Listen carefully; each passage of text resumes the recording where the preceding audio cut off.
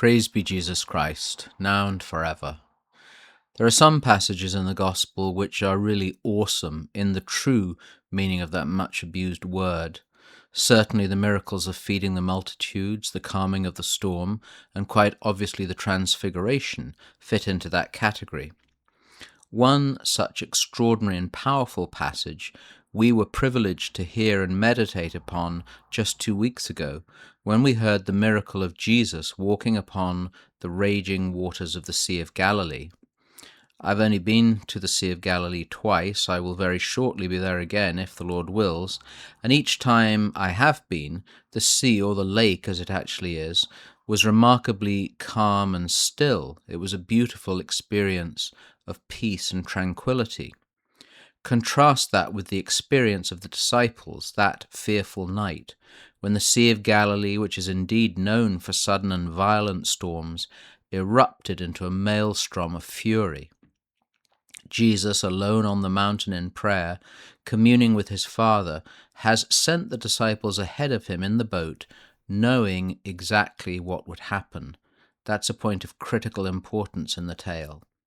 The storm is so serious, and the length of time they have to endure it, possibly between 10 and 12 hours, this has driven the disciples into the kind of terror that most of us have never known. They fear imminent death, and they feel abandoned by God and the one who has revealed him to them, their Lord and Master.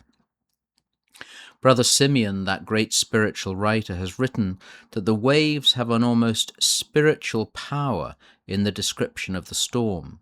They seem, he says, to symbolize the power of evil, both literally and metaphorically, trying to overcome the disciples and us at certain terrible moments in our lives. I doubt if many of us, myself included, have ever felt that level of sustained terror. The soldier in battle, perhaps, as bullets fly and people die all around. Remember, Jesus knew this would happen. He's clearly teaching them and us a very hard lesson, one we don't want, one we would naturally shrink from and do everything to avoid, but we will not grow without it. Only, as Brother Simeon continues, when our faith has really been tested, will it grow. Can we even claim to have faith if it's never been tested? The fear of battle, sickness, the death of a loved one, the loss of our livelihood, these will be storms on the Sea of Galilee for us.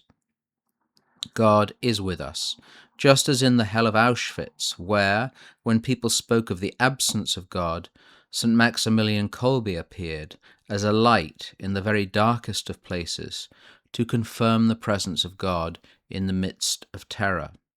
Why does Jesus tell us so often, do not be afraid? Simply because that's the way we are so much of the time. There are two kinds of fear, one healthy and necessary, and one that must be overcome, otherwise it will destroy.